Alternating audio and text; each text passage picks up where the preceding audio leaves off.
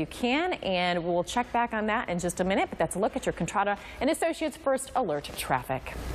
ProMedica's big move to downtown Toledo is almost done, and tonight we are getting sneak peek at the steam plant. That's where we find our favorite person, Jerry Anderson. Jerry, hundreds of employees will be working right where you are very soon. That's right?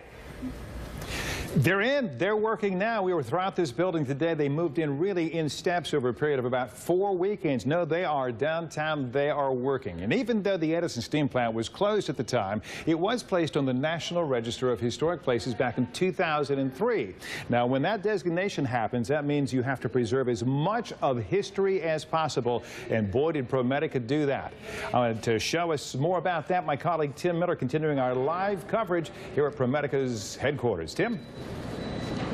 Yeah, Jerry, that's one of the things I love most about this downtown headquarters. Of course, you have to have the modern stuff. You want to make employees feel like they're in a cool, modern place, but you also, as you said, they have to have some of these historic features. And we're joined now by Lisa Adams from HKS, the architectural firm that designed this. And Lisa, this is exciting because this is the original east wall of the steam plant. So this was where it ended, but you've added on since then. Absolutely, yeah. So that was one of the tenets when we took this project on. We understood the importance of preserving this building and delivering it back to the community of Toledo.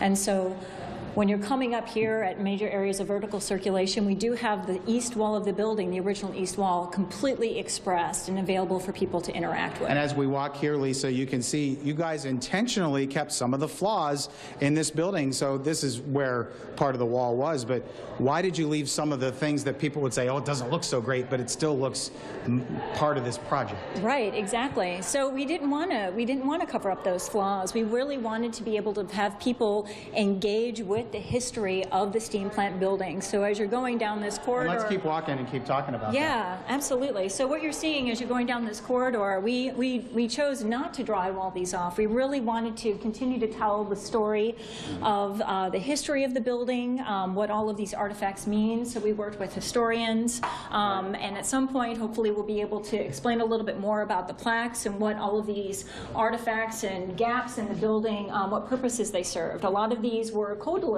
systems to be able to deliver some of the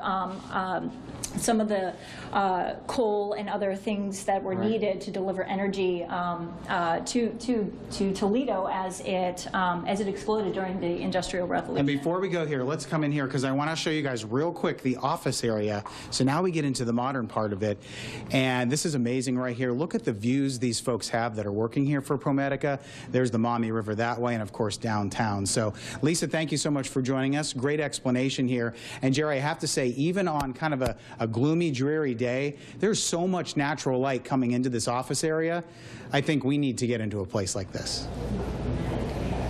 Well, we're here now. Let's just not leave. How about that, Tim? We'll just stay here and go to work for the fine folks at ProMedica. So preserving history while having to build a high-tech, modern, efficient work environment.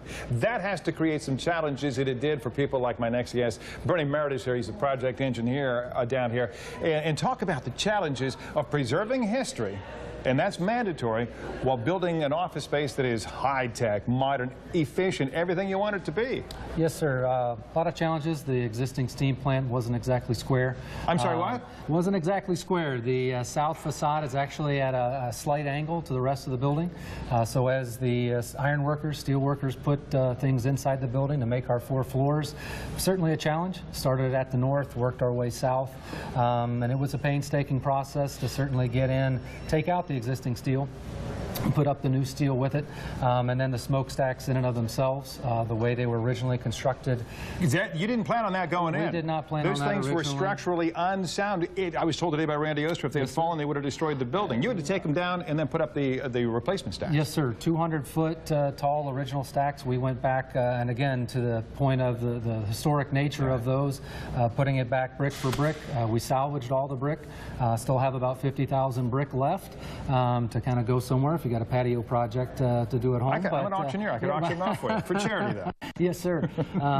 So that was, again, if you think about what was done in 1896, everything was by hand. So you had to take a lot of skilled craftsmen and women on this project to put things back the way How it many was. How many people put this together?